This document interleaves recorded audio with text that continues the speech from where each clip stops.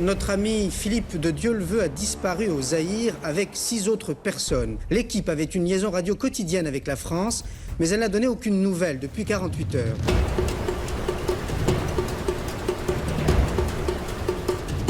Philippe de Dieuleveux, c'est l'homme de l'action, en demande de choses exceptionnelles. Je ne vais pas tarder à arriver sur le fleuve Zaïre.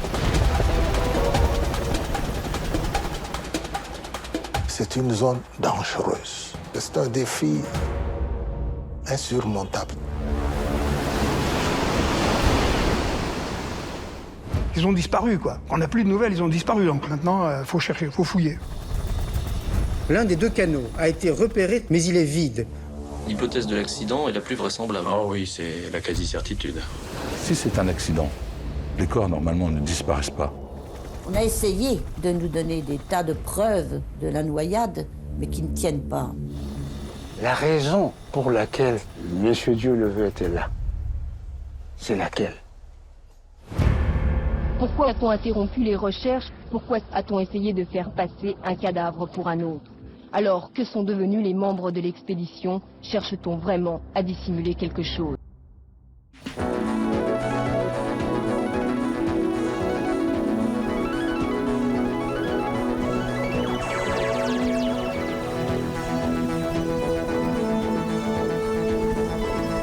Kangourou Island, j'espère que nous verrons quelques kangourous quand même. Le point de départ, eh bien, il est fabuleux puisque c'est rocher remarquable. Décidément, la chasse au trésor nous emmènera vraiment partout sur la planète. Bonjour. Bonjour. Fantastique, sir. Thank you for your help. Thank you very much. Tout à l'heure, Philippe. À tout à l'heure. Alors peut-être pourrions-nous avoir des compléments d'information sur cet ensemble impérial? C'est superbe, vous l'avez dit Didier, c'est un Versailles-sur-Mer, c'est absolument gigantesque et merveilleux. C'est d'ailleurs un petit peu anachronique. Le principe de la chasse au trésor, c'était 2 candidats en studio qui ne savaient rien, et en extérieur, au bout du monde, Philippe de Dieuleveux, qui essayait de répondre aux énigmes posées sur le plateau. Moi, je me prends sur le train. Je vais essayer de se poser sur le train, comme ça, je vais directement. Oui, mais levez-vous ça près de la tête, il vous reste 3 minutes, 10 secondes. D'accord. Il y a combien de wagons? 3 plus la locomotive. Bon, bah, posez-vous juste derrière la locomotive. C'est parfait, le train vient juste de s'arrêter. Parfait. Donc, je vais pouvoir descendre. Alors, il vous reste 2 minutes. Voilà, le passage est posé, l'hélicoptère repart. J'essaie de me tenir un peu parce que... Alors, je cherche maintenant. Non, vous courez à la locomotive. 2 minutes. Je vais voir un gars. Vous pouvez le montrer? Est-ce qu'il a un ruban rouge? Le chef de train me dit oui. Il est où? Hop, là-bas. Où ça? Où est-il? Où est-il? Vite, où est-il? Voilà. Quand on a 10 ans, voir son parrain derrière l'écran dans les années 80, c'était magique. Il y avait une grande fierté. Il est fort, je l'admire. Le voir à l'image dans son émission La chasse au trésor, j'étais très fier d'avoir Philippe pour parrain.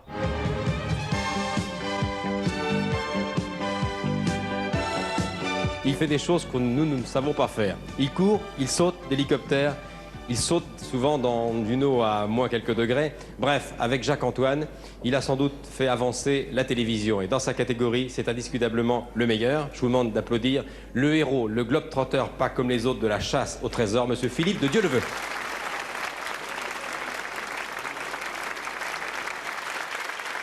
Je lui ai demandé souvent de venir nous rendre visite, seulement il a un emploi du temps très chargé. Vous avez visité combien de pays au cours de cette chasse au trésor? Pas mal, hein? À peu près 80. 80 pays. Combien d'émissions? Début des années 80, voyager, c'est un luxe. Voyager, ça fait rêver. Personne ne le fait. Il n'y a pas de téléphone cellulaire, il n'y a pas de distributeur d'argent. Personne ne voyage à l'époque. Et des émissions comme La chasse au trésor ont fait rêver des millions de téléspectateurs. Les audiences étaient phénoménales. Philippe incarnait le grand voyageur. L'opinion publique était fascinée par un personnage qui avait voyagé dans 95 pays. Ça n'arrivait pas.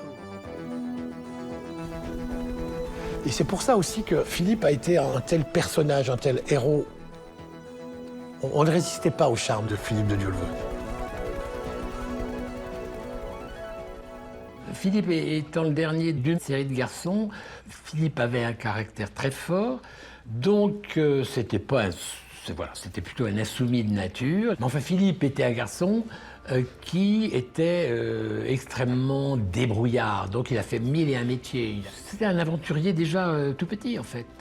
On sentait ça. C'est un esprit positif, optimiste, volontaire, quelqu'un de joyeux, qui aimait la vie, qui aimait bouger, qui aimait l'aventure. Il était tout le temps en voyage, donc c'était dur de capter ces petits moments avec Philippe, mais j'ai des souvenirs de vacances avec lui. Ces souvenirs, c'est surtout des images, des cartes postales qu'il m'envoyait des 4 coins de la planète. Donc Philippe me faisait rêver.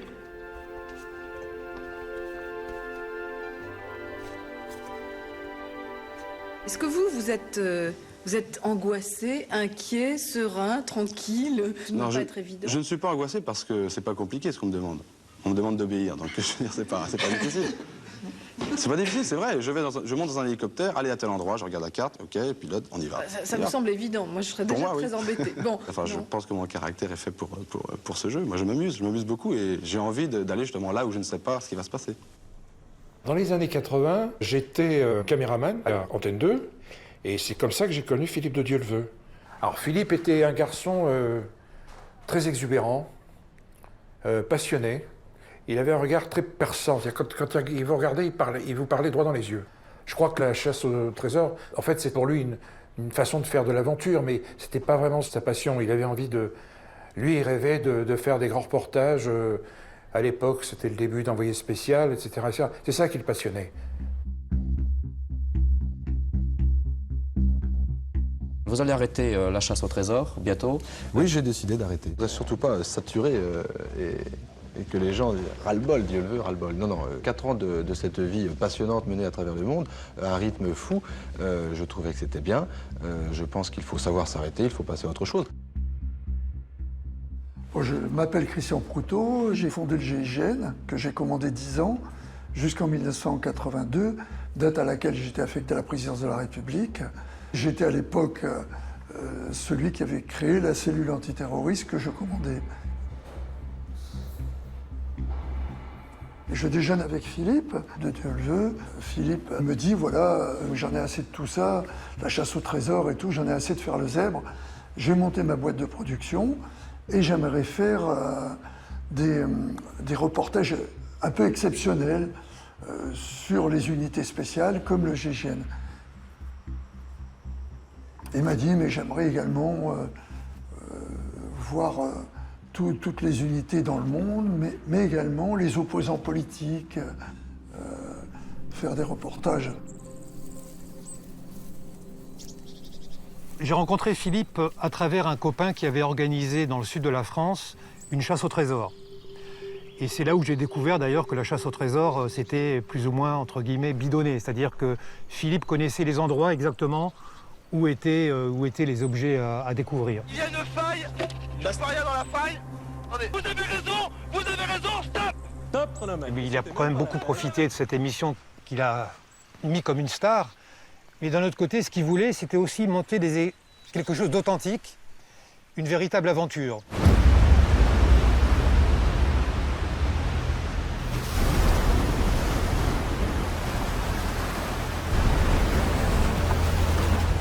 L'expédition Africa Raft, c'est une idée qui germe dans la tête d'un Français d'une 50aine d'années qui s'appelle André Hérault.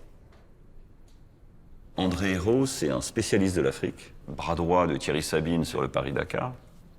Ancien mercenaire, il commandait des méharistes qui, à la frontière algéro-marocaine, faisaient la police. Ça a été le dernier méhariste français. André me dit, j'ai envie de traverser l'Afrique d'est en ouest par les fleuves. J'ai dit, mais c'est une idée géniale, il n'y aura pas de goudron, on va voir des Africains, des vraies personnes. Et c'était ça, on cherchait l'authenticité. Le départ donc, des côtes de Tanzanie, on traverse 8 fleuves et on passe de l'autre côté, donc sur le fleuve Zaïre. Voilà.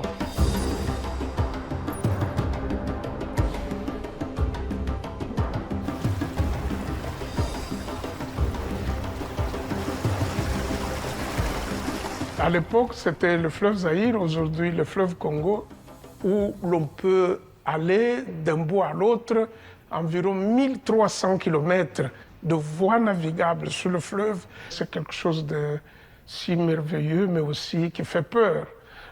On ne l'affronte pas comme cela.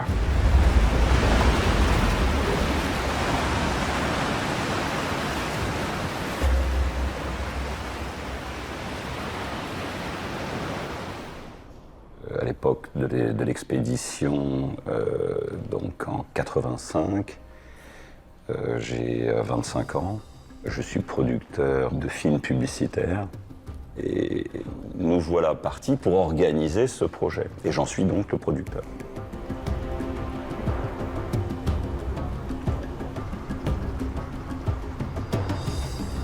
André Hérault contacte Philippe de Dieuleveult, qui est séduit, qui est attiré par l'idée, le concept lui correspond, lui va bien, ça l'amuse. Il voit peut-être aussi une bonne occasion de rebondir après la chasse au trésor. Ce que je vais faire maintenant, c'est retrouver ma liberté, parce que je crois que c'est lorsque l'on est libre que l'on peut faire des choses passionnantes.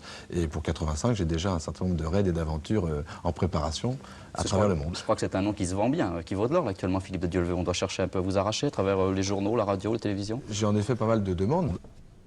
On est face à un garçon extrêmement sympathique, qui a très envie. J'ai rarement vu quelqu'un qui soit avec une telle énergie positive. En plus, c'était l'homme de télé que tout le monde connaissait. Enfin, c'était...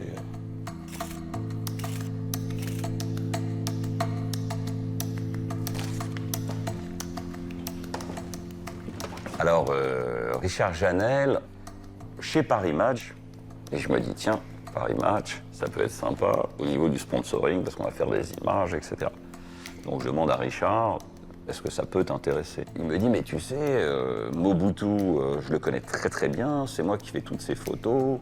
Chez Paris Match, je suis le monsieur Afrique et surtout Mobutu, on s'entend très très bien. Et il me dit, non mais moi en plus, ça m'intéresse, je veux en faire partie.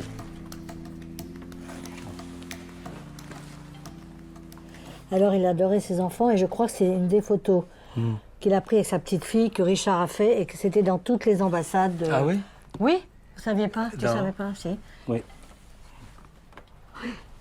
Richard, moi je l'ai connu à une réception chez une de mes tantes où il faisait un reportage. Il commençait à faire les grands reportages. Lui, il adorait les reportages un peu de guerre. Il était un peu baroudeur, disons, voilà.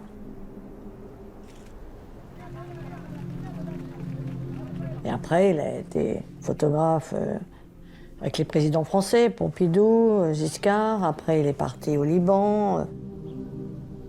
Comme disait ma belle-mère, tu n'as pas épousé un banquier qui reste derrière son comptoir, donc tu dois accepter, voilà ce qu'elle disait. Puis c'est tout. C'était sa vie, il adorait.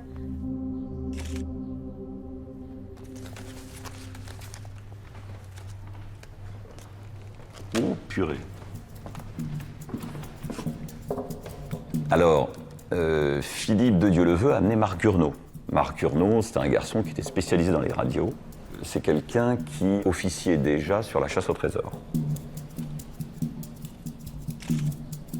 Et puis il y a François Laurenceau, qui est le camarade de Philippe de Dieuleveult, son meilleur ami, son ami d'enfance. La personne avec qui il a fait beaucoup déjà de petites expéditions en traversant le Sahara en 4L, etc. Et puis Gérard Daboville intègre le groupe. Gérard, c'est l'homme raisonné, assez technicien. Il a tout pour accompagner le projet. C'est un des plus grands aventuriers français qui a traversé l'Atlantique à la rame. Traverser l'Atlantique à la rame de Newport à Brest ce matin et Gérard Dabouville est entré dans la légende. C'est lui qui conçoit les rafts. Les deux rafts sont des unités pneumatiques qui font près de 11 mètres de long. C'est énorme, quoi. On peut mettre un camion dessus, quoi. C'est vraiment impressionnant. Il n'y a pas de plus grosse unité à l'époque. Et puis, André me présente Angelo Angelini, un très grand motoriste qui travaille chez IBM. Lucien Blockmans, un cadre de la SFP, la Société Française de Production. Notre équipe est au complet, on est prêt. on peut partir direction l'Afrique. Philippe de Dieulevé, je le connaissais de réputation parce que comme ambassadeur à Paris, j'avais suivi des missions chasse au trésor. C'est quelqu'un qui était très connu. Et pour le Zaïre, pour le président Mobutu, c'était aussi une façon de promotion touristique du Zaïre.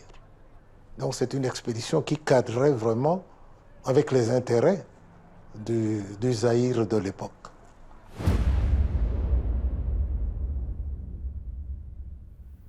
Cette expédition commence mal, en fait. Ils devaient partir de Tanzanie, et puis la situation politique, militaire est très très compliquée. Ils n'ont pas d'autorisation d'aller en Tanzanie, et du coup, l'expédition commence au Burundi.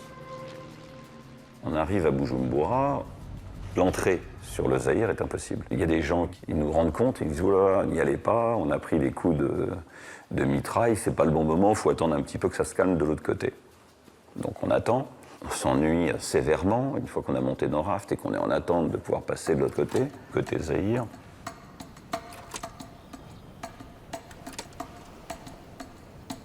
Ils arrivent à 10, il y a un 11e qui va se greffer, Guy Colette, qui n'était pas prévu. Guy Colette est un entrepreneur belge, il vit à Bujumbura, et comme l'équipe est restée quelques semaines sur place, près du lac Tanganyika, Guy Colette intègre cette expédition au pied levé. Ce garçon nous rend plein de services. Et sa femme me dit, tu sais, ça ferait vraiment plaisir à Guy de vous accompagner.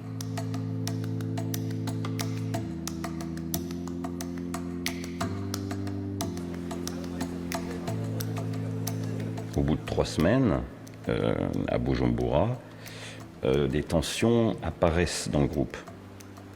Il y a 2 types de caractères. Gérard m'a dit, il y a une mauvaise ambiance, viens, on part. Moi, j'avais des obligations professionnelles, on avait pris trop de retard, il fallait que je rentre. Donc moi, je rentre avec Gérard Daboville sur Paris, reste sur place Philippe de Dieulevé, Marc Gurnot, André Hérault, François Laurenceau, Richard Janel, Angelo Angelini, Lucien Blockmans, se joint Guy Colette, et je crois qu'on a l'intégralité de nos hommes qui vont partir sur le côté Zaïre.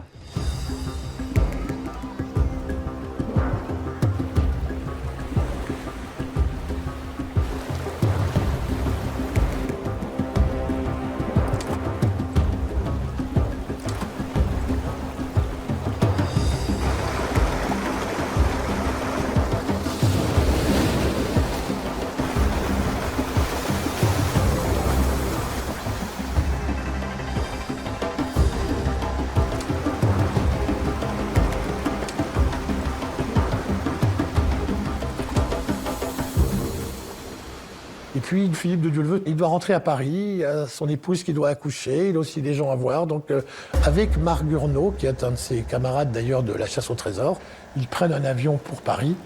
L'expédition continue sans eux, et puis tout le monde se retrouvera ensuite à Kinshasa. Philippe doit assister à l'accouchement de son épouse, Diane, qui va accoucher d'une petite fille. Diane, c'est l'amour de toujours, l'amour de jeunesse de Philippe. Ils se sont rencontrés à l'enfance, ils ont passé leur adolescence ensemble, ils ont eu le même goût du voyage, ils ont traversé le Sahara. C'est une femme avec laquelle il a tout vécu. Elle est sa conseillère, elle est son... Et puis surtout, elle a épousé un coup de vent et elle accepte très bien cette situation. Mais à cette période, quand il remonte à Paris, il n'est pas bien. Mon père l'aura au téléphone. Il me dit, ouais, je repars demain, mais c'est pas bon, c'est pas bien. Qu'est-ce qui se passe? Et Philippe n'était pas bien du tout. Il me dit, non, c'est une expédition qui est mal foutue, je la sens pas. Mais j'ai dit, mais pourquoi tu repars? Puisque Diane, ta femme, accouche dans 8 jours. Oui, mais je dois repartir. Nous avons déjeuné ensemble avec Philippe de Dieulevé. Il me dit oui, je suis revenu. En plus, c'était l'occasion parce qu'il fallait refaire le point sur certaines choses, ramener des images. Pendant le déjeuner, je n'ai pas trouvé dans son assiette. J'ai trouvé... On discute, j'essaie de le faire parler. Et je parle donc des rapides. Je dis, mais là, les choses sérieuses commencent. Et il me dit, non, c'est pas ça. quand il est revenu en France, là, j'ai senti qu'il y avait un énorme changement. Sur place, ça s'est très mal passé entre l'équipe, parce qu'il y avait André Hérault. Moi, il m'en a parlé, il me dit que c'est un fou, enfin, c'est un facho, il y avait une ambiance détestable. Du coup, il y avait les deux rafts, les deux catarafes qui étaient séparés. Il y avait le cataraphe de Hérault et le cataraphe de Philippe qui était voilà. Mais Philippe était quelqu'un d'honneur. C'est-à-dire c'est quelqu'un qui n'aurait jamais abandonné une expédition, même si franchement, cette deuxième partie de l'expédition, il n'a vraiment pas envie de la refaire.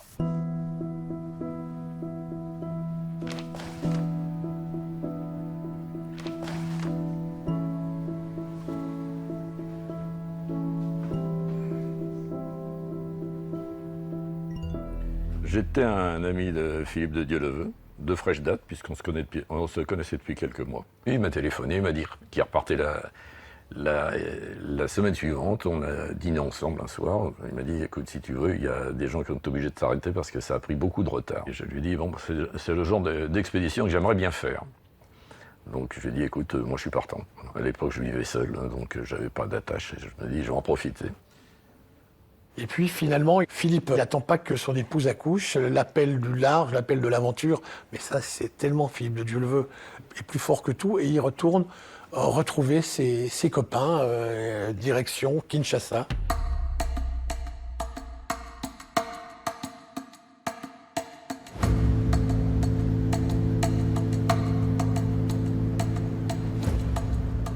Ils arrivent à Kinshasa, Richard Janel m'a appelé. C'était un après-midi, 2 août.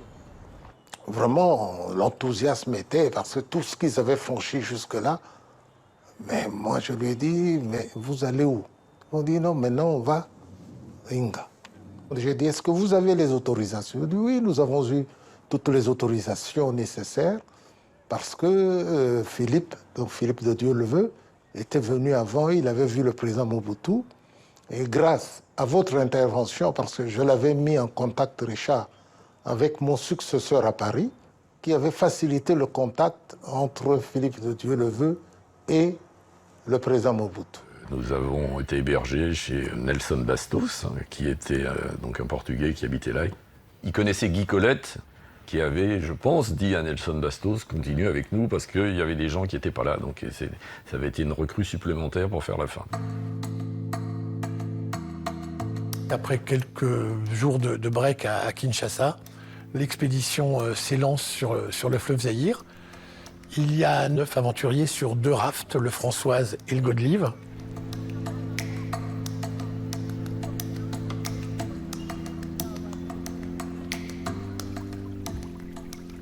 On a quitté le yacht club, on est parti, on a commencé à naviguer sur le Pool. C'est gigantesque entre Brazzaville et Kinshasa, c'est une étendue gigantesque. Et puis tout d'un coup, ça se resserre, le courant augmente, et là, on commence à partir vraiment comme dans des premiers rapides qui sont assez importants.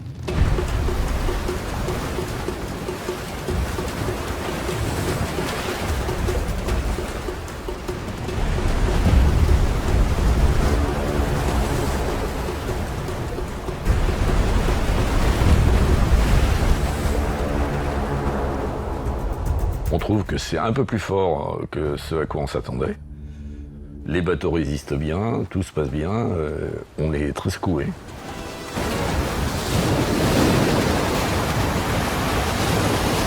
Et puis on a continué. Le 5 août, on se rapproche du barrage.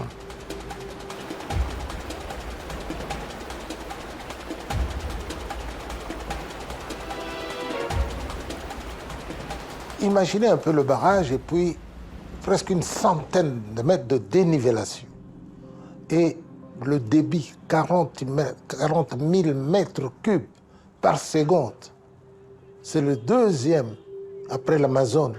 En plus, une zone stratégique qui était située à la frontière avec l'Angola.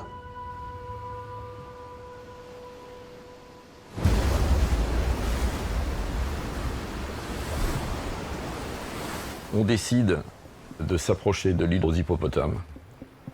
On ne sait pas du tout par où on va pouvoir passer, parce qu'il y a un coude.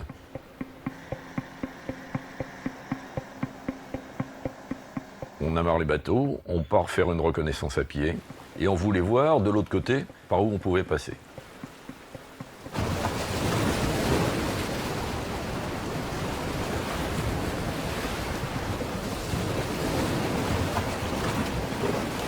Philippe, caméra à la main, et qui est marché devant, dérape sur un rocher, il perd la caméra, mais on a failli le perdre aussi. On a été obligé d'aller chercher des cordes pour le ramener sain et sauf, et là on a compris qu'on rentrait dans un truc très difficile. Le soir, on a discuté, c'était un peu, il faut reconnaître que les gens, c'était moins joyeux le soir. Les gens pensaient, est-ce que je vais le faire, est-ce que je vais pas le faire le lendemain.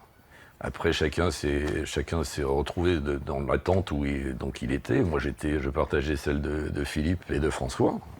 On en a discuté tous les trois. Dans les autres tentes, les gens discutaient, je ne sais pas quelles décisions ils ont prises entre eux.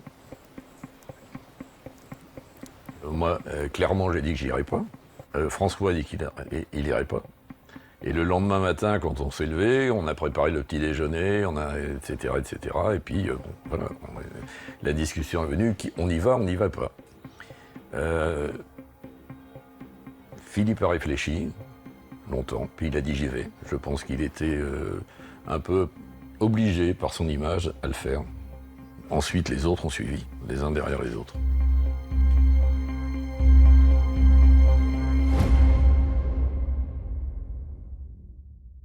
Sur le Gottlieb, il y a André Hérault, Richard Janel, le journaliste de Paris Match, Guy Colette et Nelson Bastos. Et sur l'autre, le Françoise, il y a Alain Angelini, Philippe, et Lucien Blockmans. Les gens commencent à préparer les radeaux pour partir. Nous, avec Laurenceau, on a commencé à préparer notre matériel de survie dont on avait besoin. Et on s'est dit, on se retrouve ce soir ou demain. Tout d'un coup, on ne voit plus que les drapeaux. Il y avait un drapeau français, un drapeau zaïrois, c'est tout. Après, on n'a plus rien vu.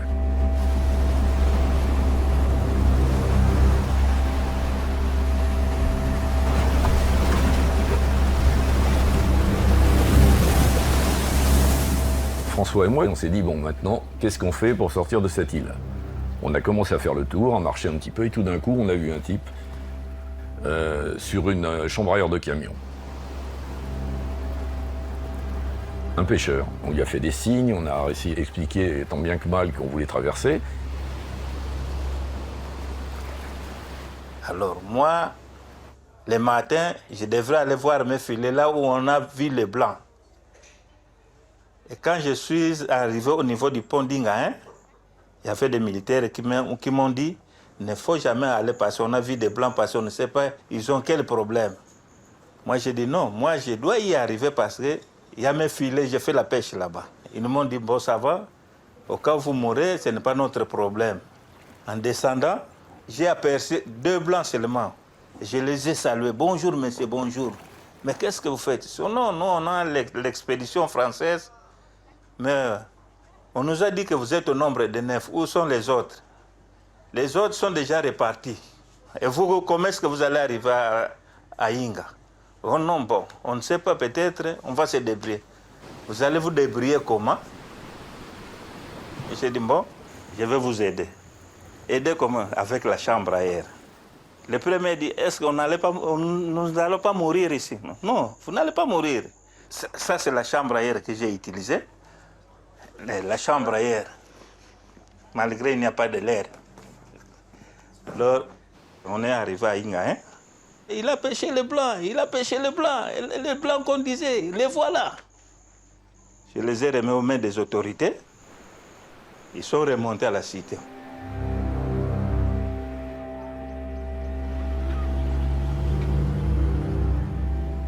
Et en arrivant sur la terre ferme, il y avait des gens qui étaient là. Et 5 minutes après, il y a la police zaïroise qui est arrivée. On leur a dit qu'on était en train de faire une expédition, qu'on avait tous les papiers nécessaires. Moi, j'avais une copie. On était inquiets de ce qui avait pu arriver aux autres. Ils nous ont posé des questions. Ils n'avaient ni queue ni tête, et pourquoi on faisait ça. Et puis, on a passé la soirée là-dessus. C'est l'armée qui nous a descendus en voiture à Matadi.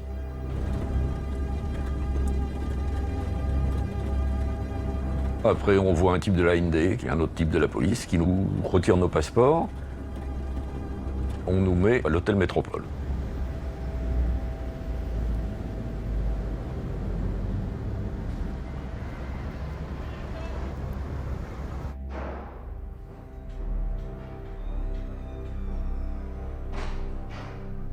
On nous interdit de sortir.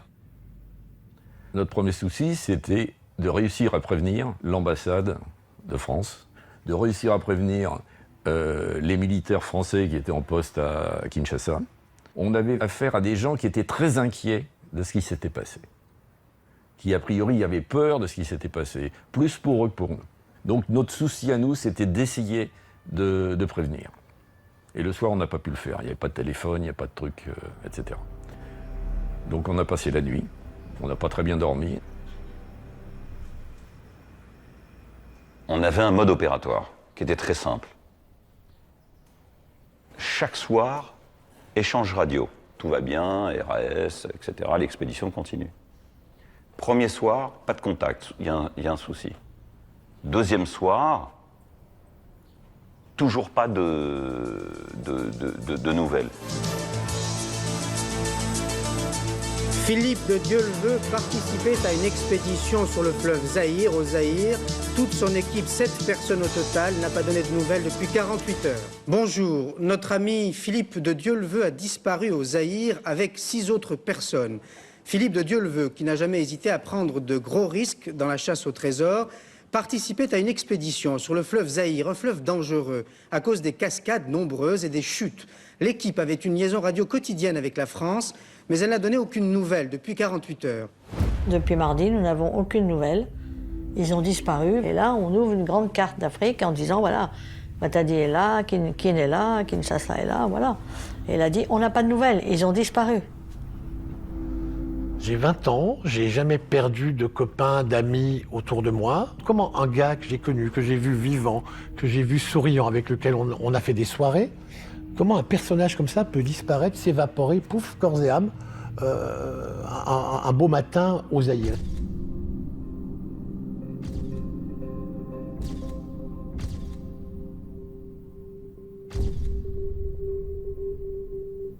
La disparition de Philippe de Dieuleveux, ça a été un choc pour tout le monde, évidemment. Moi, je me souviens parfaitement. J'étais sur une petite route de Dordogne. Je l'ai entendu à la radio. Et ça a été un choc épouvantable. Il y avait évidemment l'absence de nouvelles de tous les membres de l'expédition. Une grande incertitude, oui. Complètement.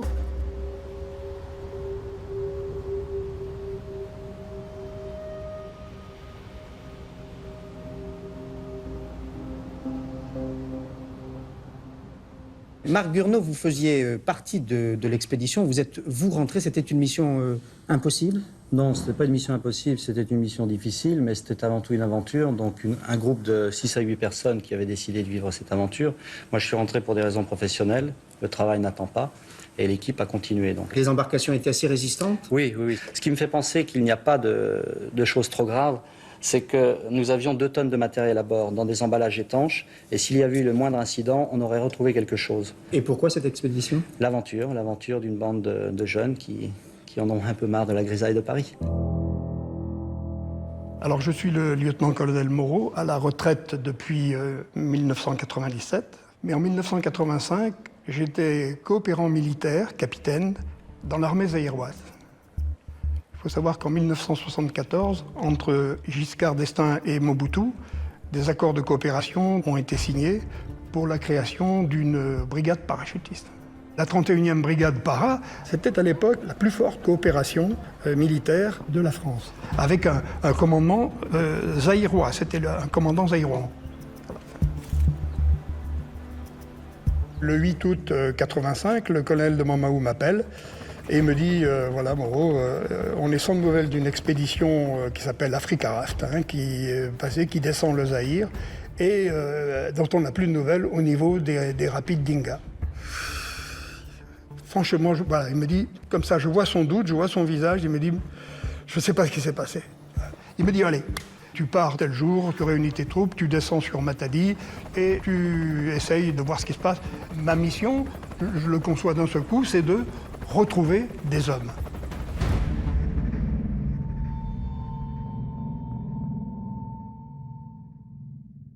Et là, je découvre le fleuve Zaïre. Et je regarde. Et là, c'est ma première sidération, quoi. Là, je regarde tout ça jusqu'à l'île aux hippopotames. On voyait bien de l'endroit où j'ai machin, l'île aux hippopotames au fond, les rochers, les rapides, tout. Là. Je vois cet énorme défilement d'eau, des vagues déferlantes à gauche, à droite. C'est un spectacle hallucinant, quoi. J'ai jamais vu ça. Devant moi, c'est un enfer d'eau.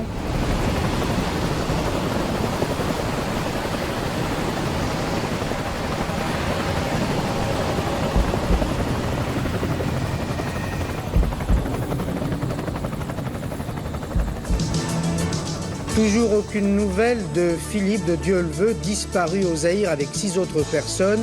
Il participait à une expédition sur le fleuve, l'un des 2 canots retrouvés, vide. Bonsoir. L'un des 2 canots a été repéré sur la rive gauche du fleuve, mais il est vide. Aucune nouvelle de toute l'équipe. Philippe de Dieuleveux avait pourtant pris des précautions. Il connaissait cette région. Il s'y était rendu en octobre 84 pour la chasse au trésor. On retrouve le Godelive. C'est une épave. Il ne reste que l'armature métallique. Tous les boudins, les flotteurs ont disparu. Il n'est pas loin de l'île aux hippopotames.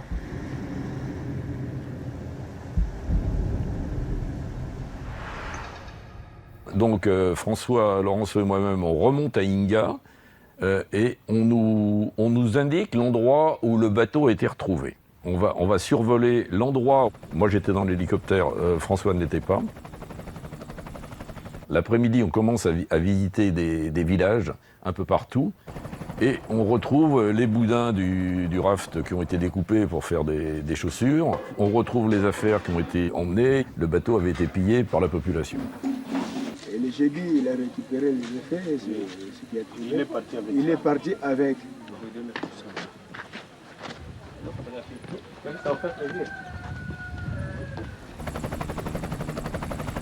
Le 9, on retrouve le raft Françoise, le raft de Philippe, accosté dans les rochers, intact.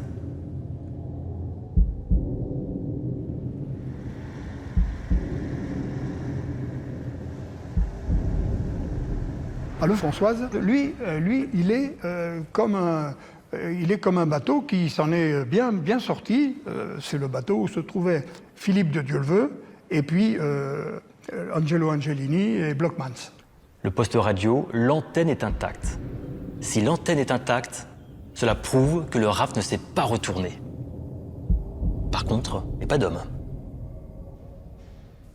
Tous les hélicoptères existants sont sur place. L'armée fait tout ce qu'elle peut. Elle a envoyé des gens à terre pour prospecter. L'hélicoptère s'est maintenant posé dans tous les villages qui sont dans la région concernée. L'endroit où les bateaux ont été retrouvés, c'est un endroit où il n'y a pas de forêt. En montant au-dessus du fleuve, il y a des chemins de brousse un peu partout, il y a des pêcheurs partout, il y a des villages partout, et tous les villages ont été visités en hélicoptère. On a interrogé toute la population, donc il est impossible qu'ils soient dans un village sans que ça se sache. À un moment, on se dit, c'est pas possible. Il a dû se passer quelque chose. Après, par la suite, on se dit, comment on peut prendre autant de corps et qu'ils ne reviennent pas. Daboville et 2 autres explorateurs sont partis pour le Zaïre afin de rechercher eux aussi cette expédition perdue. Marc Gurnot, Gérard Daboville et moi-même, on se devait de mettre les choses en route pour aller les chercher. C'était l'arrangement qu'on avait dans l'équipe. On arrive à Kinshasa, et là, on nous apprend que le colonel de Montmahou a été sur les rapides pour chercher nos camarades. À plusieurs reprises, il nous dit qu'il y a quelque chose qui sent pas bon, que lui est très touché par ce qui vient de se passer. On ne sait pas ce qui s'est passé. Il ne dit pas les choses parce que peut-être il ne le sait pas, mais moi je relate juste ce dîner où on sent qu'il y a quelque chose qui ne va pas.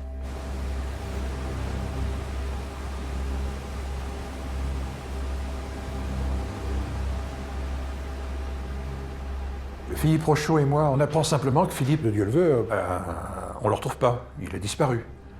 On a embarqué lundi soir. Philippe Rochaud dans l'avion m'explique la situation géopolitique du Zaïre. Il me dit bien, me précise, Philippe Rochaud me dit bien que au barrage d'Inga, c'est une zone dangereuse, parce qu'il y a une alerte, et ce sera un gros problème, parce que si ces 3 turbines sautaient, c'est tout le Zaïre qui tombe dans le noir.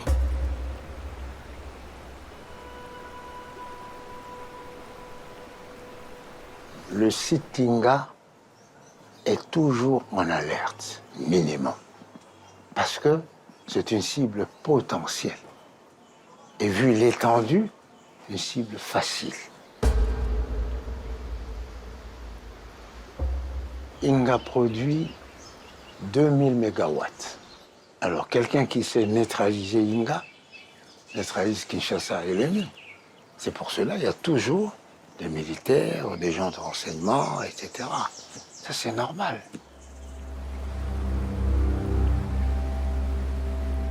Il faut imaginer quand même un barrage qui, en plus, est le bébé de Mobutu, qui était justement la région très dangereuse, parce qu'il y avait des mouvements de résistance, des guérilleros qui venaient d'Angola, il y avait des Cubains qui étaient dans le coin, appuyés par les Soviétiques. Vous savez, à l'époque, les relations entre le Zaïre et l'Angola étaient compliquées. À l'époque. Vous savez que le président Mobutu soutenait l'UNITA de Jonas Savimbi. Et du côté angolais, il y avait le président Neto qui avait fait venir des Cubains. Nous sommes en période de guerre froide. Mobutu est considéré comme un allié par les nations occidentales. C'est aussi le gendarme de l'Occident en Afrique. Il a été très utile à tous ceux qui étaient alignés du côté des régimes occidentaux. Il servait le courant opposé à l'Union soviétique et la Chine. Cela a permis de fermer les yeux sur certains abus ou sur certaines dérives du régime.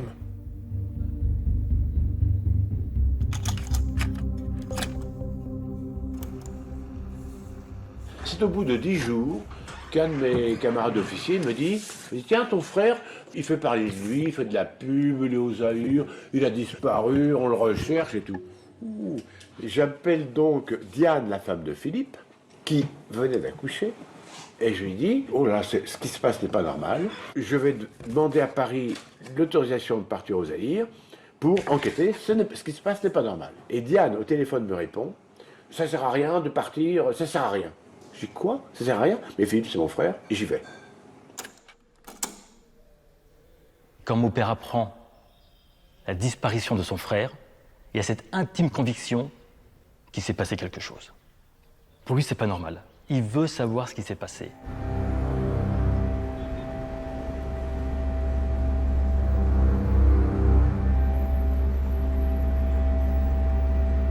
Alors, quand on est arrivé à Kinshasa, la première chose qu'on a faite, c'était d'aller au consulat de France, qui était juste à côté. Et là, on a rencontré alors un monsieur, un consul, je sais plus, je crois qu'il s'appelait Dupin, qui était extrêmement désagréable avec nous, qui nous a demandé qu'est-ce qu'on fichait là, et vous n'y arriverez jamais, vous allez être sans arrêt embêté. Et vous savez, pour nous, de toute façon, ils se sont noyés. Et la rapidité de sa réponse sur le fait qu'ils se soient noyés nous a quand même un peu surpris. Et quand on demandait des preuves, il nous disait « ça viendra ». Et là, on a pris la route d'Inga.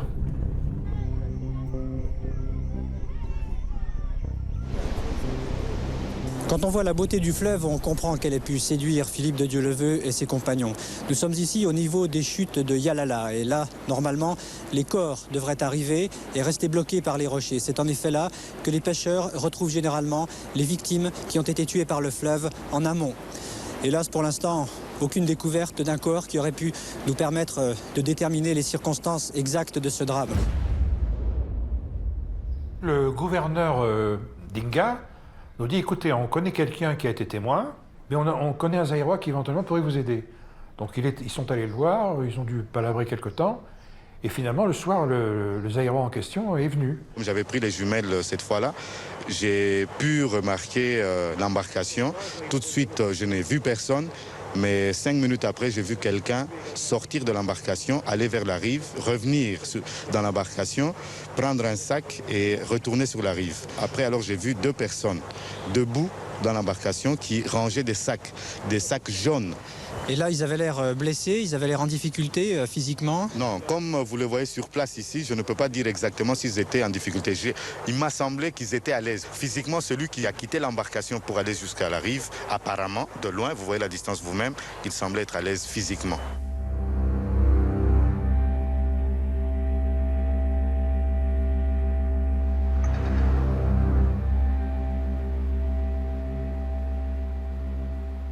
Et là, je rencontre l'ingénieur zaïrois et il dit « Ouais, il y a 3 hommes qui ont débarqué là-bas. » Putain, mais j'ai dit « Mais... » J'ai dit « T'as vu 3 hommes débarquer là-bas, t'avais des jumelles.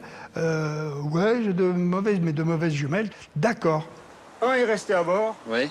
Et il a été vu, donc les 2 autres, qui transportaient ou débarquaient, ça on ne sait pas, du matériel. Et j'arrive...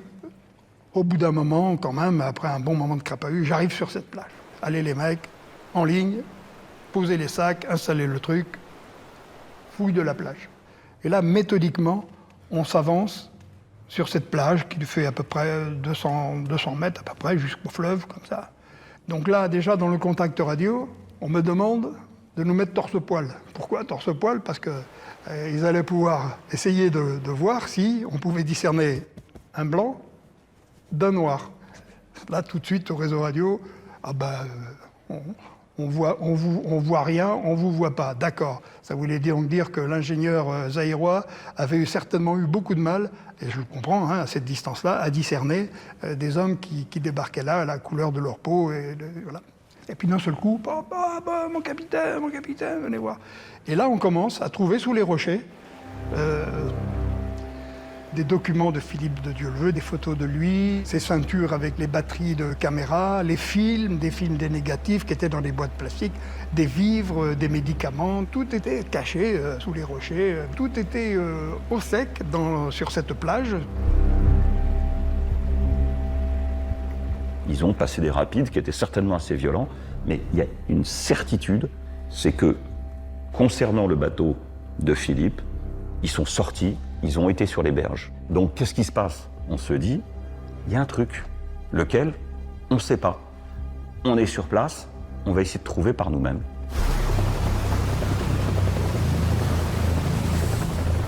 D'Abbeville, avec Thierry Sadoun et Marc Gurnaud, loue un hélicoptère pour pouvoir se rendre sur les rapides d'Inga. Sur place, à Inga, d'Abbeville raconte qu'il a recueilli un témoignage d'une personne qui lui certifie avoir vu le Françoise passer sans encombre les rapides, et ensuite, entre 2 rapides, dans une partie plus calme, avoir vu les 3 aventuriers se jeter à l'eau. Sur place, qui je rencontre? Philippe Rochaud et son caméraman Patrick Voix. Et nous voilà à faire les recherches ensemble. Et au bout d'un moment, il y a des policiers qui viennent vers nous. Ils disent « Mais qu'est-ce que vous êtes venus faire ?» etc. Nous, on cherche l'expédition Africa Raft, etc. Alors ils disent « Ah oui, mais nous aussi, on les cherche. » Vous les cherchez depuis quand? Et ils nous parlent d'une date qui était avant le départ de l'île de l'Hippopotame. Ce qui veut dire que très certainement, ces gens-là recherchaient notre expédition avant qu'elle ait disparu. Il faut trouver des explications, mais on n'en trouve aucune, parce qu'on ne retrouve aucun des aventuriers, ni mort, ni vivant.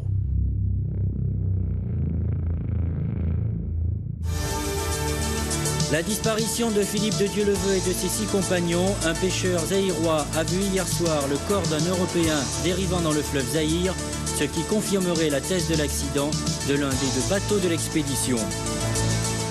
Voici maintenant au téléphone ce que peut dire pour l'instant le vice-consul de France sur cette découverte. Le corps a été repêché à Boma. Alors Boma est une localité qui se trouve à 30 km de Matadi. Pour nous, la thèse de l'accident nous a paru depuis le départ comme la plus vraisemblable. Reste, si vous voulez, à examiner le noyé. Qui sera identifié ensuite comme étant celui de Guy Colette. Sur la base de ce corps, on va essayer de liquider l'affaire en disant, bon, voilà, vous voyez, on en a retrouvé un, il s'est noyé. On a pu identifier formellement le corps grâce à une chaînette en or qu'il avait autour du cou. Vous voyez, donc ils se sont noyés.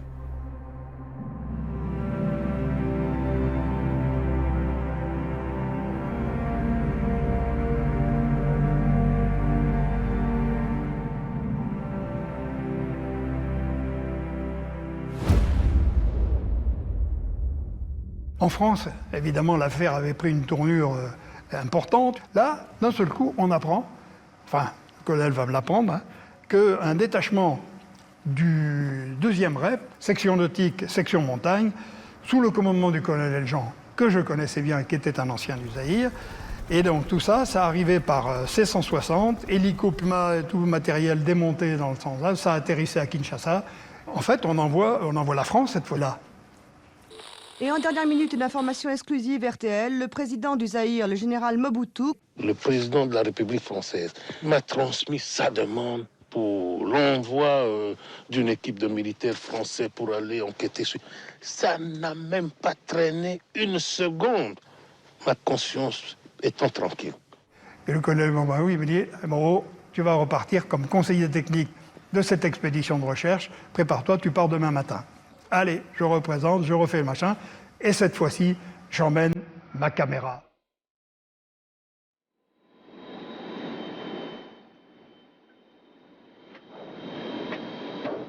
C'est impressionnant parce qu'il y avait quand même 60-80 bonhommes hein, dans tout ce truc-là, le staff.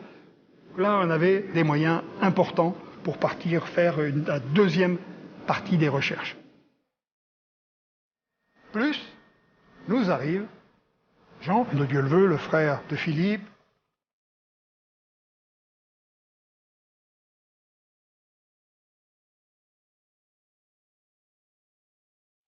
Et ils vont aller sur l'île aux hippopotames. Et là, mon père va marcher sur ce sable que Philippe a foulé quelques semaines avant.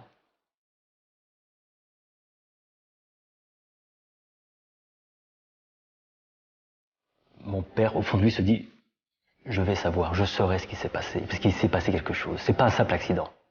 On ne déploie pas autant de moyens pour un accident. »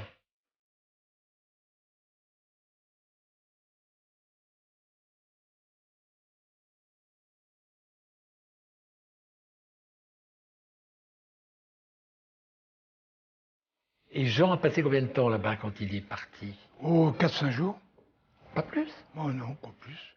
Bah, tu sais, il était indésirable là-bas. Hein. Oui. Il était bloqué, il y avait l'armée française hein, qui le surveillait de près. Bon, enfin, ils ont été plutôt mal accueillis et ils se sont sentis qu'ils étaient pris en charge par l'armée. Plus que mal accueillis. C'était téléguidé. C'était des officiers français, on leur a confisqué leur passeport. C'est pas les Zaïrois qui leur ont confisqué leur passeport. C'est le consul de France à Kinshasa. La mission de ces hommes que j'ai vus lorsque j'étais sur place était simplement de rechercher dans le fleuve des noyés. L'idée en envoyant ces hommes sur place, c'était quoi? C'était de faire le ménage? Uniquement pour, je dirais, pour calmer la France. Philippe de Dieuleveux était connu, mais il ne faut pas l'oublier, ils étaient 7, il n'y avait pas que Philippe. Il était connu, il était aimé. Donc la France s'inquiétait de ce qu'était devenu Philippe de Dieuleveux. Donc pour calmer l'opinion, on a envoyé des troupes pour rechercher uniquement des noyés.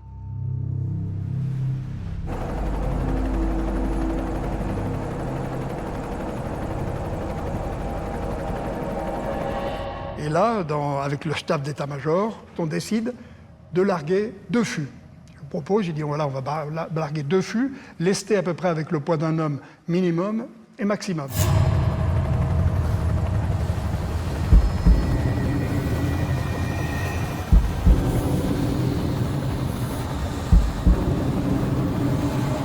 Donc on voit bien le cheminement des fûts et on voit les moments où ces fûts sont engloutis en dessous des vagues déferlantes, des vagues en portefeuille comme ça, et puis dans une qui reparaissent 100 mètres plus bas, parce qu'évidemment il y a de l'air dans un truc, c'est un bouchon, donc il est remonté. Un corps ne remontera pas.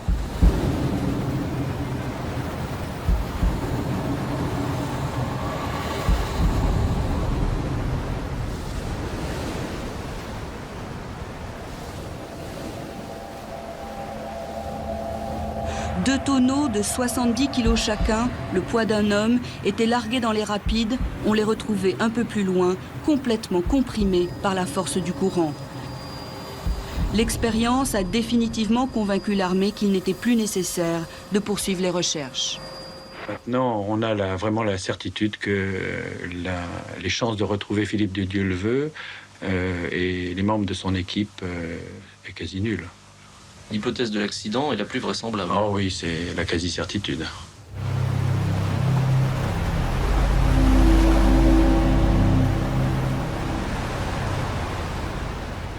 La thèse officielle d'Africa Raft, les conclusions, noyade accidentelle. C'est clair, c'est net, il n'y a pas de discussion. Aucune autre thèse ne doit être abordée. Où sont les corps? Il n'y en a pas. On a retrouvé un seul. Mais votre frère est noyé, vous le savez bien. Ah, je dis non. Je ne croirai à la mort de mon frère que lorsque je verrai son cadavre à mes pieds.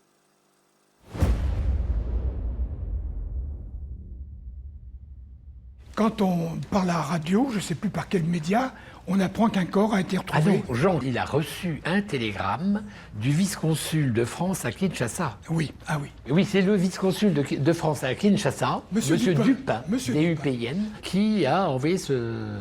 Le corps de votre frère a été identifié.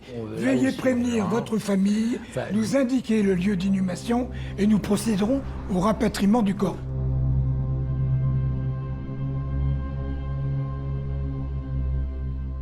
Et mon père apprend ça au téléphone. Il s'écroule, il s'effondre. Il appelle ses parents. Il dit là, c'est grave. Ils ont retrouvé Philippe. C'était un corps sans tête, sans main, sans sexe et sans pied. Le corps qui nous a été présenté correspond aux caractéristiques morphologiques de celles de Philippe de Dieuleveux. Philippe faisait 1m70, vous enlevez la tête, ça fait 1m50, voilà, correspond. Et à partir de ça, le vice-consul nous dit « Le corps de votre frère a été identifié ». Oui. Je demande une contre-autopsie qui a lieu à l'IML de Paris, l'Institut médico-légal de Paris. Et je vois ce corps, sans tête, sans main, sans sexe, sans orteil. Quand Jean a obtenu le rapatriement de ce fameux corps à l'Institut médico-légal de Paris pour contre-autopsie, on a découvert que voilà, ce corps c'était un rôti, quoi. Les radios de Philippe ont été retrouvées, comparées à celles de ce corps, et formellement, les médecins légistes, désignés par le procureur de la République, me disent « Ce n'est pas Philippe de Dieuleveux ». Quelle conclusion en tirez-vous? Une machination. C'est un faux corps, c'était pour enterrer l'affaire.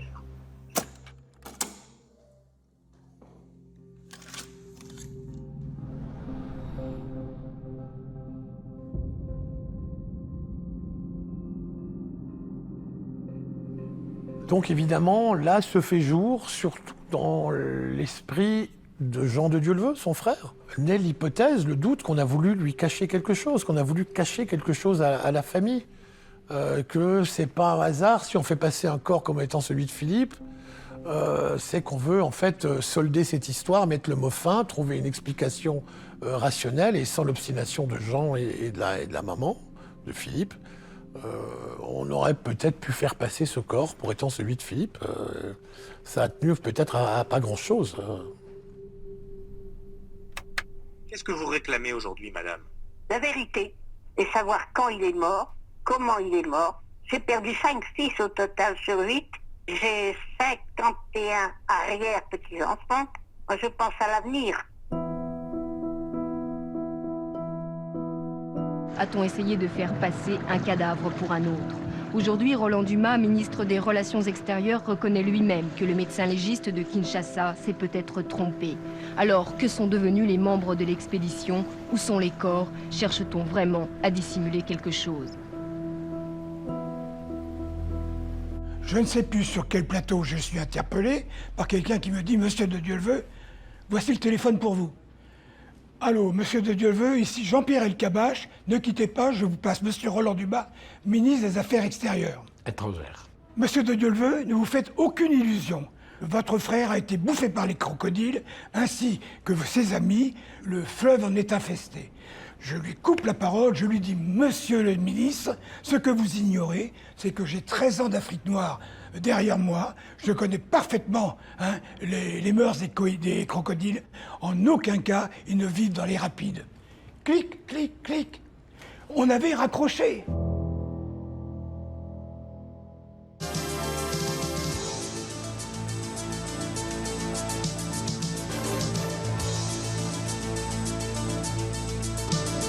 On est toujours sans nouvelles. Les 7 Français perdus au Zaïre. Les envoyés spéciaux d'Antenne 2 émettent une nouvelle hypothèse. D'après leur enquête, ils auraient pu être victimes d'une tragique méprise de la part d'une patrouille de l'armée zaïroise. Dès le début, je me suis dit qu'il y a eu un problème. Cette série de témoignages que nous avons obtenus à la fois des autorités et des habitants à Boma, parce qu'on a discuté avec beaucoup de jeunes, c'était le pépin. Tout le monde était au courant que cet endroit-là, c'était une zone dangereuse, contrôlée par l'armée, où il y avait des conflits. Mais on le savait, c'était, je veux dire, en partant de Kinshasa, on savait que c'était une zone, d'ailleurs le chauffeur de taxi aussi nous l'avait bien précisé, attention là-bas, vous savez, en ce moment ils sont en alerte, etc., etc. Nous apprenons qu'il règne une psychose du colonel Kadhafi, que l'armée est en état d'alerte dans cette zone sensible du barrage d'Inga et qu'elle a reçu l'ordre de tirer à vue sur tout ce qui est suspect. Alors question, l'armée zaïroise a-t-elle intercepté les 3 occupants du 2e bateau? Et quand on dit que c'est l'armée zaïroise qui leur a tiré dessus parce que c'était une zone sensible avec le barrage. Ah non, ça c'est très faux. Ce n'est pas vrai. Vous voyez vous-même, il n'y a pas de zone interdite. Zone interdite, alors n'est pas la nature peut-être.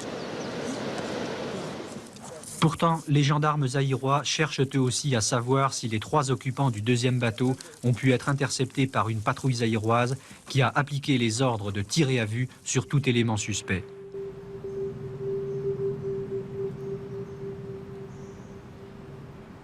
On se fait virer d'Inga. On nous dit qu'on n'a plus besoin de nous, il faut qu'on parte. Il faut qu'on remonte à Kinshasa. Donc, avant de prendre l'avion, les Zaïrois nous imposent, me font écrire un papier comme quoi je n'ai rien vu et je n'ai surtout pas entendu de coup de feu. Quand on vous fait signer une déposition comme quoi vous n'en avez pas entendu, c'est forcément qu'il y en a eu, mais bon.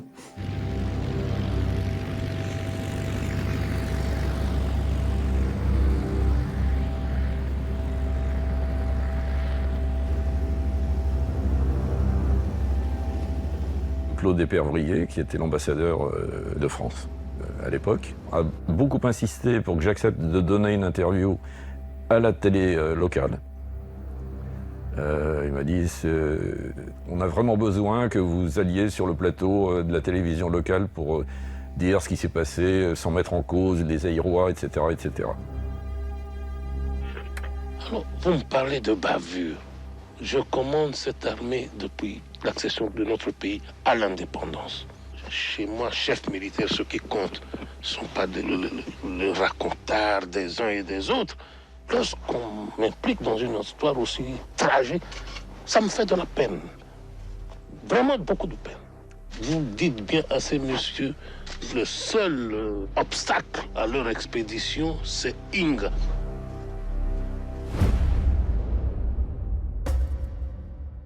La famille de Philippe veut toujours savoir à tout prix ce qui s'est passé l'été dernier au Zaïre. C'est pourquoi son épouse et l'épouse d'un autre disparu de l'expédition, Richard Janel, ces 2 femmes sont allées au Zaïre rencontrer le président Mobutu. Eh bien, je vais au Zaïre. La première fois, j'ai cru que j'ai dû y aller en février, il me semble, avec des journalistes qui nous suivaient malheureusement. Mais moi j'ai dit, par image, vous ne venez pas au barrage avec moi, je ne veux aucun journaliste avec moi, à Inga. Et tout le monde a obéi. Il faut essayer d'être prudent. Je ne peux pas ramener avec 20 journalistes. Eh bien, Paris Match a été très correct. J'ai dit, vous venez 3 jours après qu'on soit arrivé, mais pas avant. Et j'ai demandé au président Mobutu de me recevoir moi toute seule. Pourquoi? Parce que je me suis dit, comme il aime Richard, qu'il adorait Richard, peut-être qu'il me dira quelque chose. Après, il a reçu Diane. Ça s'est pas très bien passé. Et après, toutes les 2. Ils ont dit qu'ils ont eu un accident dans l'eau, que le fleuve, il y a un coude, ils sont tous tombés dans l'eau. C'est tout. Madame Dieu le veut, Diane et puis Chantal Janel venaient et voulaient nous voir pour recevoir nos témoignages. Et là, on leur explique, on leur montre la situation, ce que l'on avait fait, comment on l'avait fait, comment on l'avait retrouvé, nos sensations. On essaie de les amener sur cette thèse. C'était un accident. D'autant qu'à ce moment-là, le président Mobutu offre son hélicoptère pour qu'elle aille sur les lieux et qu'elle descende et qu'elle voit pratiquement ce que moi j'ai filmé, c'est-à-dire le rapide Dinga dans toute sa splendeur et son horreur, quoi, hein.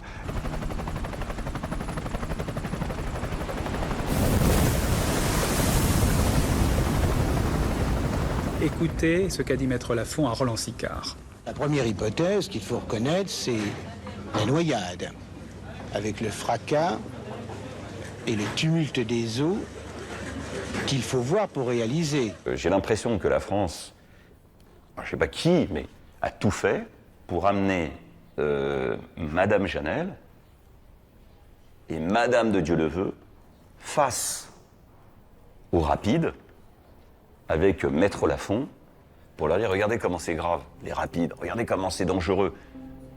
Vos maris ont disparu là-dedans, voilà.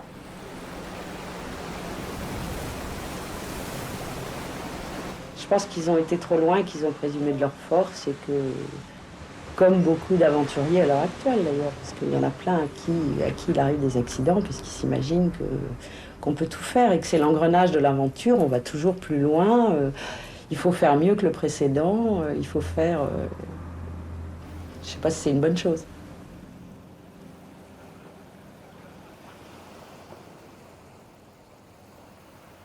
J'ai aucune certitude sur l'issue de ce qui lui est arrivé.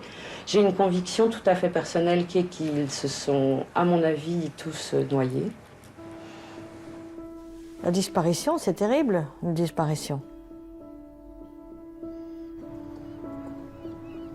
Parce que t'as rien, hein. T'as plus de papier, t'es plus assez social, t'as plus rien. Et maintenant, les comptes en banque, t'es monsieur ou madame, mais à l'époque, c'était monsieur et... Donc le compte du Richard, je ne pouvais pas le toucher, Diane non plus. Tu es rien du tout.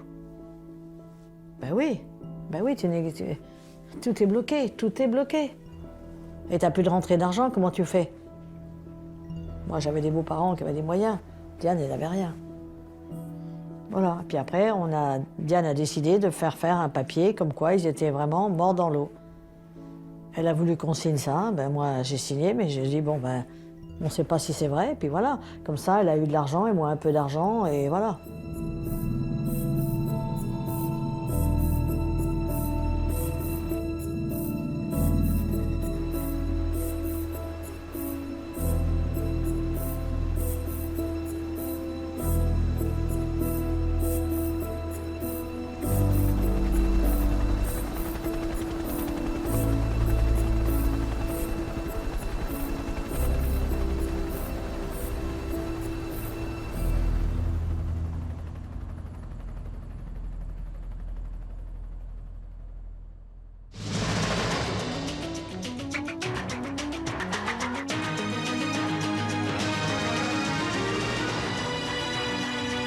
Philippe de Dieuleveux, l'animateur d'Antenne 2, assassiné avec ses compagnons d'aventure en 85. C'est la révélation faite ici même par un ancien officier des services secrets zaïrois. Philippe de Dieuleveux était arrêté le 6 août 1985 à Inga, vivant. Et il a été amené à Matadi, Manu Militari. À Matadi, une équipe de la division spéciale présidentielle est venue et c'est cette équipe-là qui s'est chargée de l'interrogatoire et de l'exécution de Philippe de Dieuleveux et de ses amis. 9 ans après la disparition de l'animateur de la chasse au trésor, cette surprenante révélation invérifiable pour l'instant jette le trouble, car l'affaire qui avait passionné la France n'a jamais été élucidée. Les corps n'avaient jamais été retrouvés et des éléments troublants laissaient planer un doute. Okito Benebene, l'officier des services zaïrois, était en poste ici. Selon lui, l'animateur était soupçonné d'être mêlé à une affaire d'espionnage, une raison suffisante, affirme-t-il, pour l'éliminer.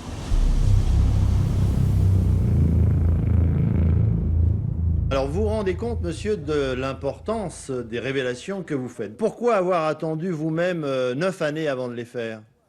J'étais en service, j'ai demandé l'asile politique en 90. Je n'avais pas encore obtenu mon statut de réfugié, je ne pouvais pas faire de telles révélations. Comment cela s'est-il passé? Nous avons reçu un message le matin du 6 août 1985. Le message nous signalait une dizaine de mercenaires qui étaient sur le fleuve et prêts à attaquer le barrage de Inga. Bon, puisque auparavant, il y a un message du service secret français qui est tombé, qui nous informait de l'imminence d'une attaque de barrage d'Inga. Okito affirme qu'un message est venu de Paris des services français transmis au service secret congolais. Il y aurait un commando de mercenaires qui aurait été vu sur l'île des Hippopotames. Nous avons su qu'il y avait eu des informations données par les services français à Mobutu sur une possible attaque du barrage. L'idée qui s'est mise en place tout de suite, c'est qu'il pouvait y avoir eu une confusion de fait, prendre deux rafts qui approchaient pour une équipe qui venait attaquer le barrage. Et avec des gâchettes faciles, il aurait pu se produire n'importe quoi. Les services de sécurité dont Okito fait partie commencent à émettre des doutes sur l'expédition Africa Raft. Doute pourquoi? Puisque arrivés à Bujumbura, ils ont rencontré un monsieur belge qui s'appelle Guy Colette. Et ce monsieur aurait été un indicateur des services libyens. On l'aurait vu fréquenter l'ambassade libyenne. C'est dans ces conditions que les suspicions ont été nourries. Il se trouve que Mobutu, à cette période-là, reçoit des menaces du colonel Kadhafi. Autant vous dire que la situation est assez tendue. Donc l'expédition Africa Raft, dès le départ, est sous surveillance. Le régime de Mobutu a surveillé les mouvements de déplacement de Philippe. Il aurait eu des contacts, il aurait parlé à quelqu'un de la DGCE, il aurait parlé à quelqu'un de notre service, posé des questions. Les révélations succèdent aux révélations dans ce qu'il faut appeler aujourd'hui l'affaire Dieuleveux. Philippe de Dieuleveux appartenait au service secret français, affirme aujourd'hui son propre frère. Nous allons accueillir tout de suite Jean de Dieuleveux, le frère de l'animateur Philippe de Dieuleveux, qui a des révélations à nous faire ce soir sur son frère. Jean de Dieuleveux.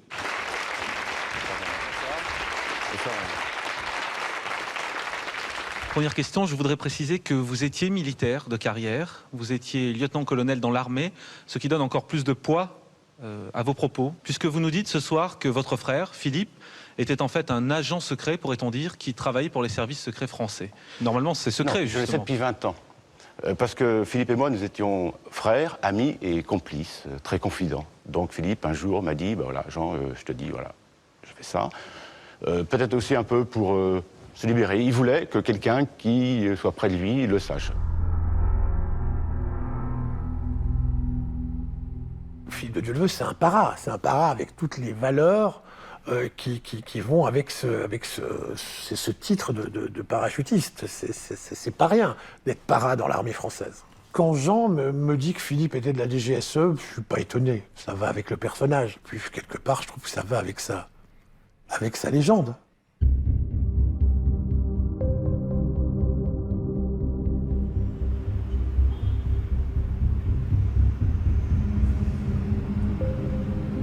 Alors je sais que Philippe de Dieuleveux appartenait et a été pris en compte par ce service parce que les hasards ont fait que mon recruteur et mentor a été celui de Philippe de Dieuleveux. Voilà. Philippe de Dieuleveux a fait partie de toute une génération de jeunes Français qui ont été projetés par la DGSE, la plupart du temps à l'époque sous couverture d'ONG. Ce n'est plus le cas aujourd'hui, on n'utilise plus du tout les ONG comme couverture pour projection d'agents. Et ces agents, en fait, en quelque sorte, ouvrait les routes pour le service, approcher les chefs des mouvements rebelles sous couvert de logisticiens, de reporters, etc. Philippe va travailler pour Médecins sans frontières. Il sera la plupart du temps caméraman pour la célèbre ONG. Il va partir sur une quantité de terrains chauds autour du globe, le Honduras, le Guatemala, le Kurdistan iranien, la Birmanie, le Tchad. Et il va vivre quantité de moments importants sur le terrain, et c'est ce qu'il aime avec cette célèbre ONG.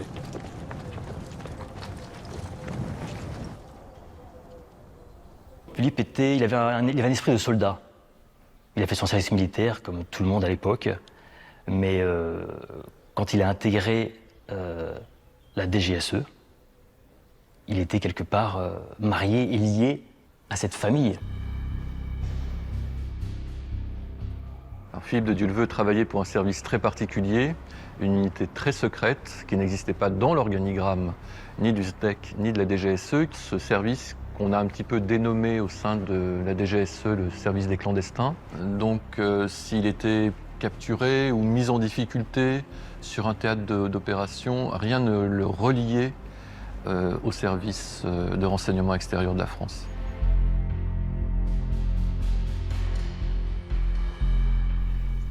Philippe, ça, je ne savais pas du tout qu'il travaillait pour la DGSE à l'époque.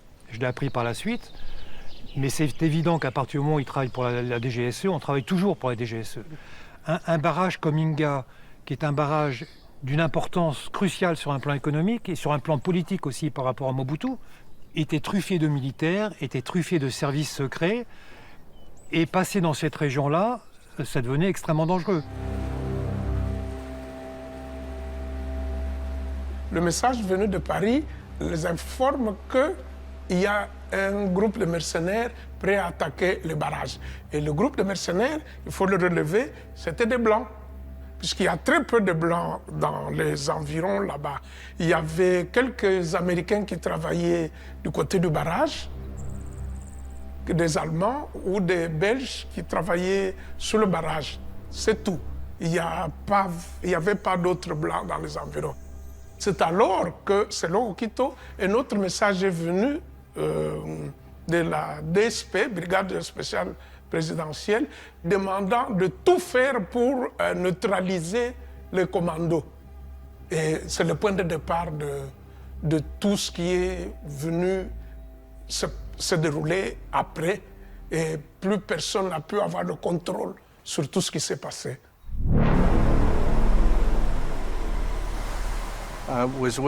Je faisais partie d'une équipe d'ingénieurs en 1985. Nous avions passé un contrat avec le gouvernement zaïrois pour inspecter les barrages d'Inga 1 et Inga 2, qui sont leurs barrages électriques. Approximativement vers 8h30, 9h, 10h du matin, je ne m'en souviens pas exactement, des camions sont passés à toute allure. Les camions étaient gros, 2 ou 3 tonnes, et des soldats étaient à l'arrière des camions. Ils étaient lourdement armés. En même temps, j'ai remarqué que les troupes s'étaient avancées jusqu'au bord de l'eau. Les camions se sont immobilisés, les gardes nationaux sont sortis. Et je dirais qu'ils ont pris une position défensive. Mon chef d'équipe a crié « Bateau !»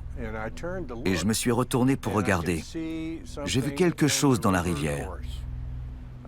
Cela signifie qu'ils mettaient en joue quelque chose devant eux. Ils ont épaulé et ils pointaient vers le fleuve. Un Américain qui travaillait à Inga raconte que les gendarmes ou les soldats congolais auraient tiré sur les Blancs qui étaient là. Alors vous avez cru à ce moment-là, en tout cas les troupes zaïroises ont cru à ce moment-là que Philippe de Dieuleveux et ses équipiers étaient des mercenaires. Donc vous les avez arrêtés, ils ont été arrêtés? J'ai assisté à leur capture. Oui. Il y a M. Hérold et Janel qui sont morts pendant leur capture. Donc il y a déjà deux morts et des blessés.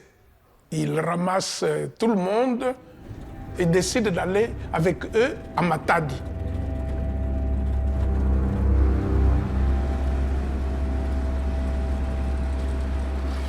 Et c'est à Matadi où une équipe venue de Kinshasa, de la DSP, est venue les rejoindre et que c'est elle qui a, semble-t-il, selon Okito, conduit les interrogatoires avec tous les membres du commando qui étaient encore en vie. Après l'interrogatoire, les personnes ont disparu. Où sont-ils partis? Mais le fait est là. Philippe et les survivants qui étaient là-bas, on ne les a plus vus.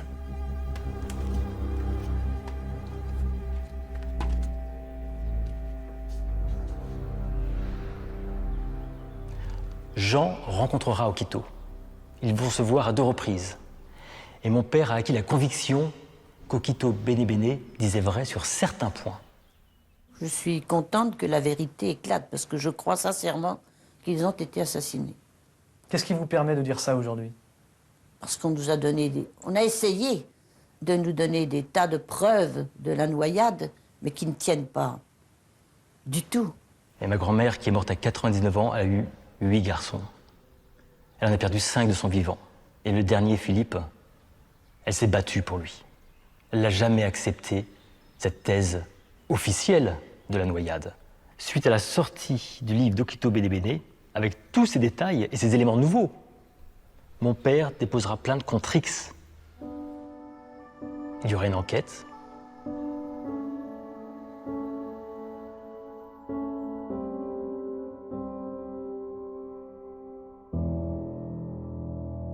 Vous avez eu le sentiment, 9 ans durant, que sciemment, les autorités militaires et les pouvoirs publics voulaient vous empêcher de savoir la vérité? Absolument, absolument. Le gouvernement Roland Dumas a toujours fait croire à la noyade pour accréditer la thèse de Mobutu, qui faisait croire à la noyade. Bien. Sur place, à Inga, j'ai été tout de suite coiffé par le lieutenant-colonel Jean, qui commandait le détachement venant de Centrafrique. Sa mission était, ils ont été noyés, il faut rechercher les corps. Le seul corps qui a été retrouvé, c'est donc celui de Guy Colette. Ce corps va être l'objet de toutes les attentions des enquêteurs de la brigade criminelle. Mon père demande au juge d'instruction d'exhumer le corps. Guy Colette s'est bel et bien noyé. Alors c'est particulièrement intéressant évidemment parce que dans le livre d'Okito Benebene, cet agent secret zaïrois prétendait que Guy Colette avait été exécuté par balle. Donc là évidemment c'est le démenti formel sur la base d'un rapport d'autopsie, tout ce qu'il y a de plus incontestable. Ça contredit complètement les faits, prétendus faits rapportés par Okito Benebene. Évidemment, les enquêteurs de la brigade criminelle veulent pouvoir interroger Okito Benebene. C'est quand même son livre qui est à l'origine de toute cette enquête. Les policiers français se sont déplacés en Belgique, chez leurs camarades de la police fédérale belge. Okito vient. Il renvoie perpétuellement à son livre. Voyez page 29 de mon livre, voyez page 32 de mon livre. Okito Benebene dit bon, écoutez, j'ai des courses à faire, j'ai pas que ça à faire. Il s'en va et on ne le reverra jamais. Et l'enquête conclura accident noyade. La plainte contre X de mon père sera classée sans suite. On classe, circuler, il n'y a rien à voir.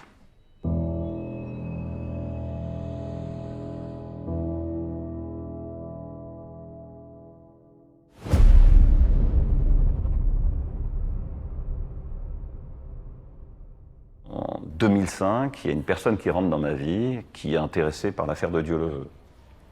Je me dis, mais tiens, le dernier des Mohicans. Je suis journaliste, je m'appelle Anna Miquel, je ne comprends pas, il y a des zones d'ombre. Elle avait un certain nombre d'informations, j'ai trouvé ça assez riche, j'ai pu donc lui amener des choses complémentaires, et après, elle est partie au Congo chercher sur place.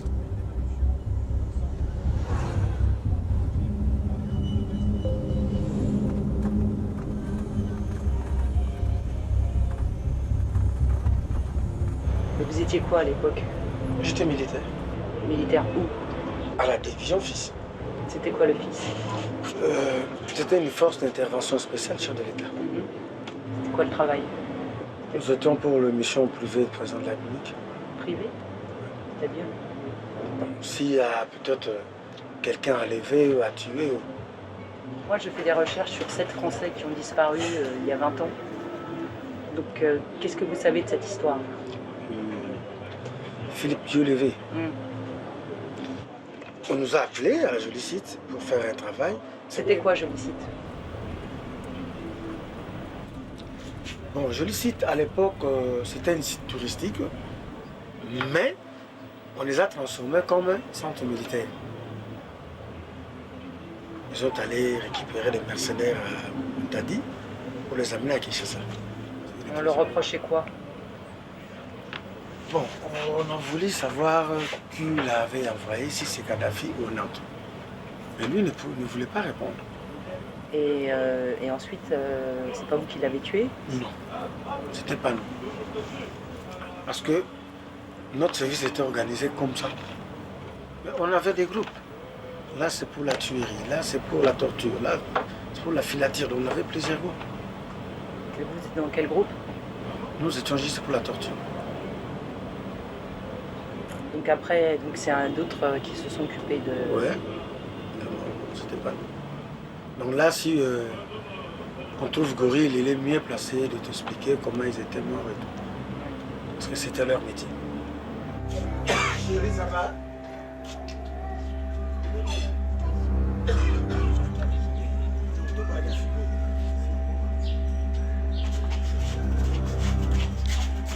En 1985, vous étiez où? 85. 85, j'étais toujours à l'armée. Oui, à l'armée. Quelle unité? Détaché à la présidence. C'était la garde présidentielle. Donc oui. Il s'occupait de la sécurité. La sécurité du chef. Vous faisiez aussi des missions privées du chef, quelquefois. Ah, ben oui, c'est... Alors je voulais un peu demander, en 1985, tu te souviens, le mercenaire français? Oui. Tu te souviens? Tu connais bien l'histoire? Je connais l'histoire. Tu peux un peu nous relater? Ils ont venu par la voie fluviale.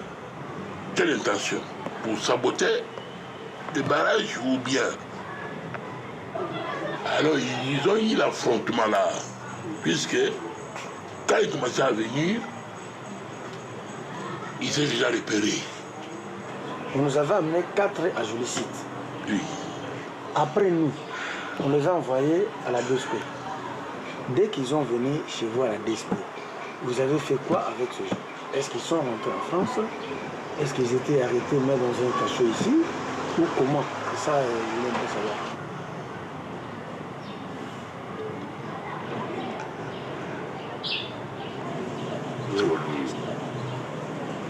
C'est trop lourd. C'est trop.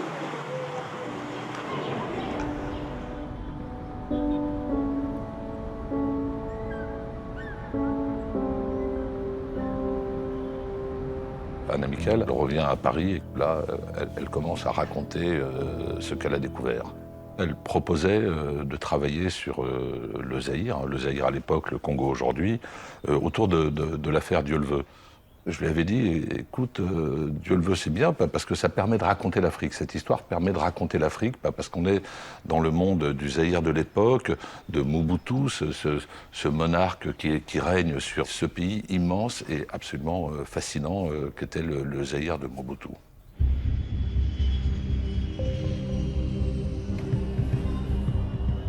Les deux témoignages qui disaient quelque chose, c'était ceux de JB et de Gorille. Les deux étant d'anciens militaires zaïrois qui, eux, avaient un récit à la fois précis et incriminant. Anna Miquel a rencontré d'anciens membres de la division spéciale présidentielle, les hommes de Mobutu.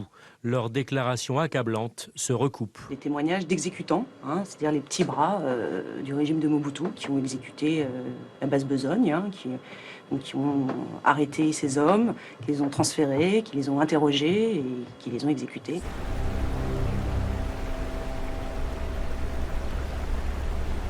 La cause de l'accident, ça peut être la DSP, Mobutu, des villageois, la nature, ça c'est la cause. Mais la raison pour laquelle Monsieur Dieu-le-veut était là, c'est laquelle? Le mystère se trouve du côté de la France. Peut-être.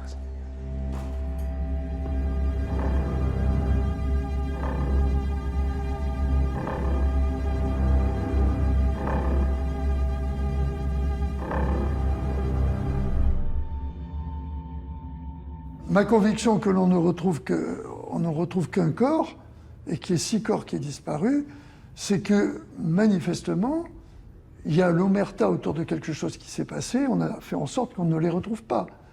C'est comme ça, on ne sait toujours pas qui a tué Kennedy, et c'est sûrement pas Oswald.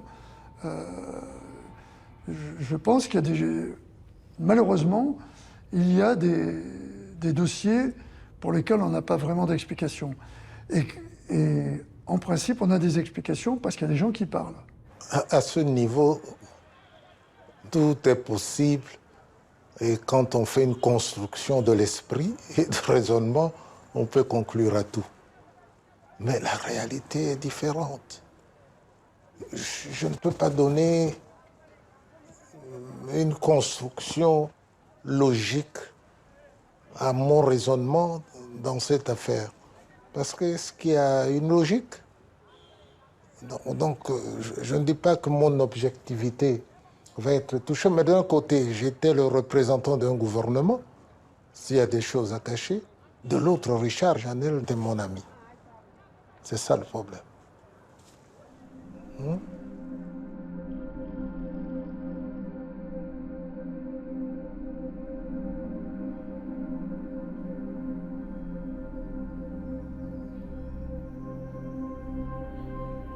Moi, j'ai pas enterré mon mari, je vais à aucun enterrement. Je pouvais pas, c'était impossible, c'était trop dur. Elle était pas bien, la pauvre. Elle nous manque. Surtout que maintenant, elle aurait des petits-enfants. Je trouve ça triste, mais elle était pas bien, quoi.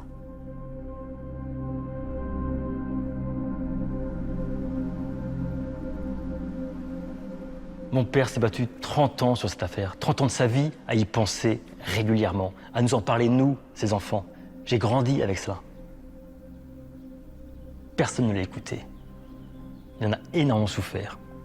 Rajoutez à cela un mal de vivre, une injustice qu'il ne supporte pas. Il retrouve une arme qu'il avait perdue. Il nous en parlait, de cette arme. Il retrouve aussi des balles.